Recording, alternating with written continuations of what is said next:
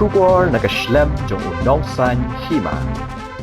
Usembut Menteri Rangba Kejela Uba Preston Tensong hene kesengi habaya keren bat kajinglap ki Briew haki kaput iki jaka ki bamdon basong basa uloong baka sorkar dangshen kelalum ya kajingnya lang bat ki BSF uloong baki don ki jaka ki balong kumta haba ki bor pahara ki penpai biang ya ki mat ya kajing persya na ki bor pahara jong ke Bangladesh uloong balada ki yat kat kum ki an kan shimpor shibun Henry ha kapor baki lap yaki habaki persyang ban wan rung sya India ki BSF ki persyang ban penpai Henry ki don ki jingja kat tu kat ni habaki persyang ban penpai biang kim Pdiang yaki bat ki ong bakim dei ki Briew ki Jong ki kani ke jing kadon Henry habaki pet yaki kot kisla ki lap baki dei ki bawan na Bangladesh bat ki hap ban Pdiang yaki kum kini ki jing kila ban penbet.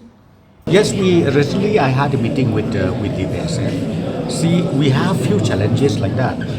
Sometimes when we send them back, because if you go as per law, if you go as per the Foreigners Act, it will take a lot of time.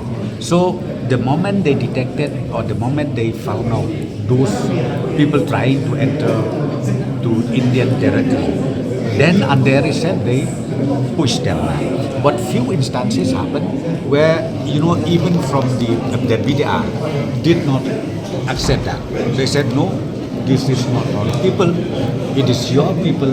So that challenges are there. But ultimately, while checking all those documents, they found out that yes, they are Bangladeshis. So you have to accept it, and ultimately those issues were resolved.